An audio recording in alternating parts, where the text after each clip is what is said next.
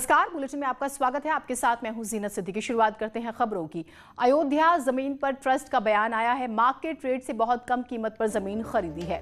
देखिए, 1423 रुपए square feet की दर से जमीन खरीदी गई है। 2011 से जमीन के लिए कई एग्रीमेंट हुए थे। सभी एग्रीमेंट रद्द होने के बाद जमीन खरीद पूरी पारदर्शिता के साथ ये जमीन खरीदी गई है, जिस तरह से आरोप लग रहे हैं। और उसके बाद ये बाकायदा एक लेटर जो है जारी किया गया और उसमें ये बताया गया है कि किस तरह से मार्केट रेट जो था उससे बहुत कम कीमत पर। और कल आपने सुना भी था कि ये कहा भी जा रहा था कि क्योंकि मंदिर के लिए ज़मीन दे रहे हैं, तो इस तरह से जो मार्केट एक रेट है, महंगी ज़मीन जो इस वक्त, क्योंकि राम मंदिर के हक में जब फैसला आया तो ज़मीनों के रेट वहाँ पर बढ़ गए थे। बहुत से लोगों ने अपनी ज़मीनों के रेट बढ़ाए। ये भी कहा गया कि वहाँ पर तमाम डेवलपमेंट्स होंगे और ये होता भी है। लेकिन मंदिर जो है फिर भी 24 से 25 करोड़ रुपए उस जमीन के बारे में कहा जा रहा था कि इतनी कीमत इसकी हो सकती है, लेकिन फिर भी कम में दी जा रही। तो आज ये लेटर जारी करके कहा गया है कि जो भी आरोप लग रहे हैं वो गलत, और 1423 रुपए प्रति स्क्वायर फीट के हिसाब से ये जमीन ली गई है। सभी एग्रीमेंट रद्द होने के बाद ये खरीद और पूरी पारदर्शिता बरती गई है। तो अयोध्या जमीन मामले पर ट्रस्ट के महासचिव चंपत रॉय ने एक और पत्र जारी किया, जिसमें सभी तथ्यों को बताया है। पत्र में लिखे तथ्यों के मुताबिक इस जमीन के संबंध में साल 2011 से वर्तमान विक्रेताओं के पक्ष में भिन्न भिन्न समय आपको बताते हैं। 2011, 17 और 19 में अनुबंध हुए। खोजबीन करने पर यह भूखंड हमारे उपयोग के लिए अनुकूल पाए जाने पर संबंधित व्यक्तियों से संपर्क किया गया। भूमि का जो मूल्य मांगा गया उसकी तुलना बाजार मूल्य से की गई। अंतिम देय राशि करीब 1423 रुपए प्रति स्क्वायर फीट तय हुई, जो निकट क्षेत्र के वर्तमान बाजार मूल्य से तो बहुत कम है। अयोध्या जमीन विवाद को लेकर एक बार फिर राम जन्मभूमि निर्माण ट्रस्ट के महासचिव चंपत राय ने साफ किया है कि जमीन मार्केट वैल्यू से कम कीमत पर खरीदी गई है।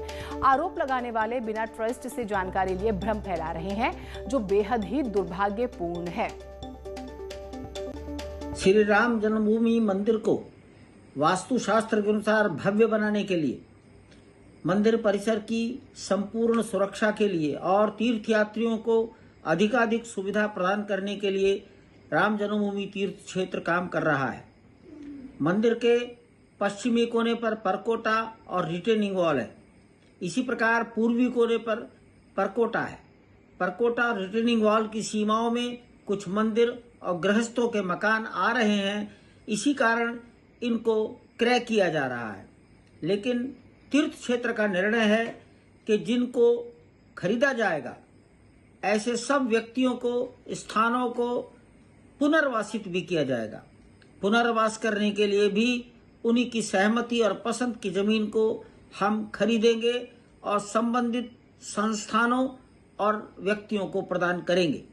इसी उद्देश्य से अयोध्या में रेलवे स्टेशन और सड़क के मार्ग पर बड़ी प्राइम लोकेशन पर बाग बिजेसी नाम के क्षेत्र में 1.20 हेक्टेयर भूमि का हमने चयन किया।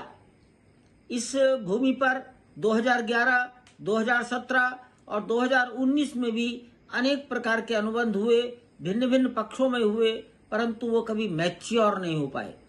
हमने इस पूरे केस को स्टडी किया। ये भूमि जितना क्षेत्रफल है उसकी तुलना में इस भूमि का मूल्य 1423 रुपया प्रति स्क्वायर फीट है, जो मार्केट वैल्यू से बहुत थोड़ा है। निर्णय कर लिया गया, लेकिन पहले 2011, 2017, 2019 के प्राचीन अनुबंधों को समाप्त करके मालिकाना हक का निर्णय करना बहुत जरूरी था। वह कराया गया। मालिकाना हक का निर्णय होते ही हमने तनिक भी देरी नहीं की। तत्काल तत्परता और पारदर्शिता के साथ संपूर्ण भूमि का एग्रीमेंट करा लिया। अभी बैनामा कराया जाना बाकी है।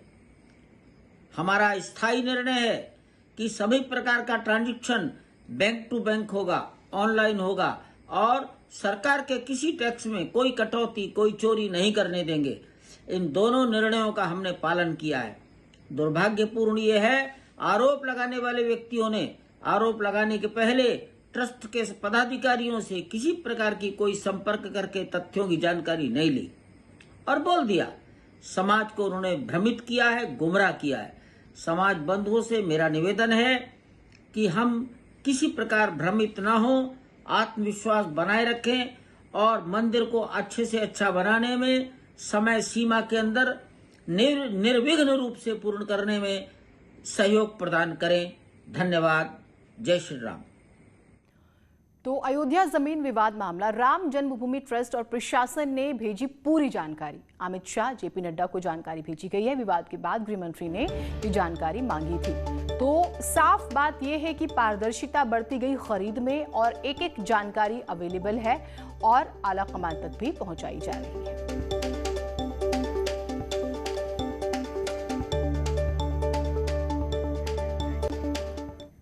आपके राज्यसभा सांसद संजय सिंह के साथ दिल्ली स्थित आवास पर कालिख पोती गई। मामले को लेकर संजय सिंह का कहना है कि राम मंदिर का मामला उठाने के बाद यह घटना हुई है। उन्होंने कहा है कि कोई कुछ भी कर ले, लेकिन वो लोगों की आस्था से खिलवाड़ नहीं होने देंगे। मैं इस वक्त अपने नॉर्थ एवेन्यू के आवास पर हूं और मेरा आवास महामहिम राष्ट्रपति जी के भवन के 100 मीटर की दूरी पर है। और यहां पर अभी मेरे घर पे हमला हुआ है। मैं बहुत साफ तौर पे कहना चाहता हूं भारतीय जनता पार्टी की सरकार से और उनके गुंडों से, आप जितने चाहे हमले करवा लो और चाहे मेरी हत्या करवा लो, लेकिन मर्यादा पुरुषोत्तम भगवान श्री राम के नाम पर बनने वाले मंदिर में अगर चंदा चोरी करोगे तो एक नहीं 1000 बार बोलूंगा। दिल्ली में आप सांसद संजय सिंह के घर पर कालिख पोती गई है और आप देख सकते हैं कि नॉर्थ एवेन्यू में उनका जो घर है यहाँ पर काले रंग से पेंट किया गया है और इनके नेम प्लेट के भी आगे यहाँ पर ये निशान लगाया गया है। और इससे पहले संजय सिंह ने कुछ राजनीतिक आरोप लगाए थे, जिसके बाद ये पूरा का पूरा प्रकरण सामने आया है। फिलहाल दिल्ली पुलिस की टीम यहाँ पर आने वाली है कुछ ही देर में। दिल्ली पुलिस का ये कहना है कि ट्वीट के जरिए उनको इस प्रकरण की जानकारी मिली है, लेकिन यहाँ पर आप तस्वीरों में देख सकते हैं किस तरीके से काला रंग उनके नेम प्लेट के आगे और उनके घर के आगे करने की कोशिश। हुआ क्या था ये बताइए। हुआ, उन्होंने संजय सिंह जी के मकान पे हमला करने की कोशिश की, बोर्ड को तोड़ने की कोशिश की। हमारे माननीय सांसद जी अंदर स्पीच दे रहे थे, मीडिया बंधुओं से बात कर रहे थे। उन्होंने बाहर से उन पर मतलब पत्थर फेंकने की कोशिश की, साई फेंकने की कोशिश की। उम्मीद ये की जा रही कि पुलिस अब आएगी, यहाँ से सबूत इकट्ठा करेगी और इन आरोपों पर जांच करेगी। कैमरा पर्सन निजाम अंसारी के साथ अमित पांडे, दिल्ली, न्यूज 18 इंडिया। उधर डिप्टी सीएम केशव प्रसाद मौर्य ने अयोध्या जमीन विवाद के बहाने विपक्ष पर ट्वीट कर निशाना साधा। उन्होंने लिखा, रामलला का भव्य मंदिर निर्माण रामद्रोहियों को बर्दाश्त ही नहीं हो रहा। राम भक्तों को रामद्रोही उपदेश ना दे।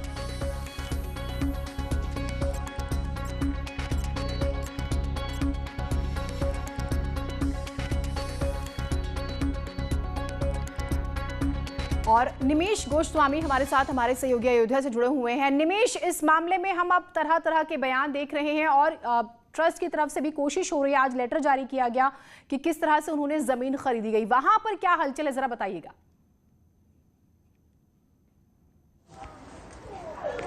अगर अयोध्या की बात करें जीनत, तो यहाँ का माहौल थोड़ा सा गर्म जरूर हुआ था, लेकिन फिलहाल सब चीज़ें अब साफ हो गई हैं आईने के तरीके, क्योंकि ट्रस्ट ने इस पूरे मामले पर 2 बार पत्र जारी किया और चीज़ें एकदम साफ भी हैं।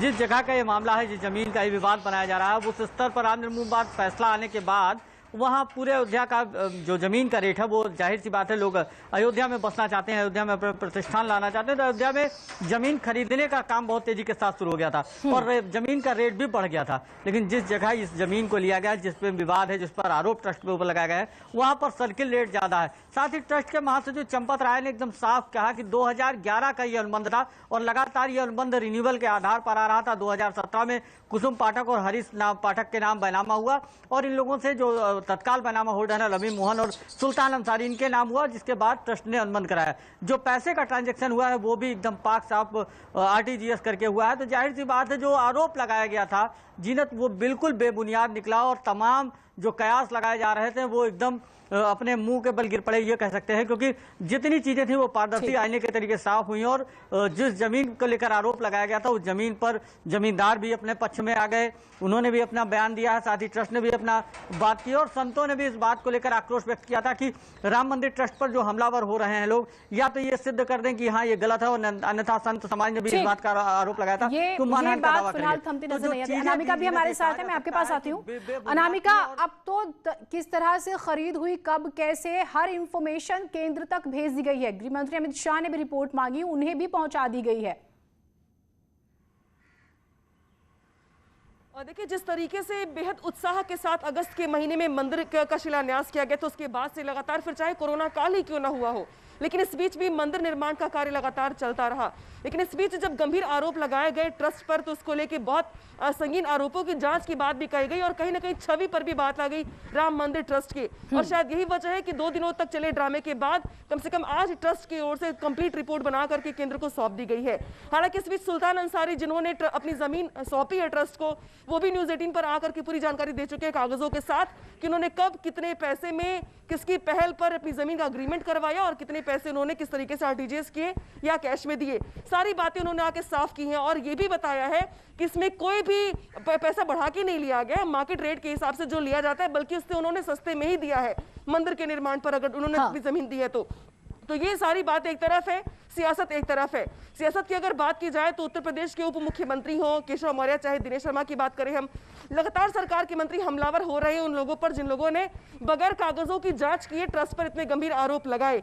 हालांकि संजय सिंह लगातार अब वो नए पैतरे आजमा रहे हैं। अब वो ये कह रहे हैं कि कुछ लोग उन पर हमला भी कर रहे हैं, लेकिन आज चूंकि चंपत राय की ओर से, ट्रस्ट की ओर से लिखित में रिपोर्ट दी गई है, साथ ही सुल्तान अंसारी फ्रंट पे आके कैमरे पे ये बता चुके हैं कि जमीन कब, किसको, किस तरीके से दी गई, कितने पैसे लिए गए, कब दिए गए, तो ये सारा मामला अब शीशे की तरह साफ होता दिखाई दे रहा है। लेकिन हाँ, इतना जरूर है कि मंदिर निर्माण से पहले ट्रस्ट की छवि खराब करने का प्रयास, ऐसा एक प्रयास किया गया है, ये चंपत राय की तरफ से कहा जा रहा है। और कम से कम अब जो कागजों के माध्यम से बात सामने आ रही है, उसमें भी ये बात सामने आ रही है। बिल्कुल, और ट्रस्ट भी अब बिल्कुल मूड में है कि हर तरह से तमाम जो आरोप हैं उसका जवाब देगा। बहुत शुक्रिया आप दोनों का जुड़ने के लिए। तो कुल मिलाकर ये विवाद फिलहाल थमता तो नजर नहीं आ रहा है। एक छोटा सा ब्रेक ले रहे हैं, कहीं मत जाइएगा।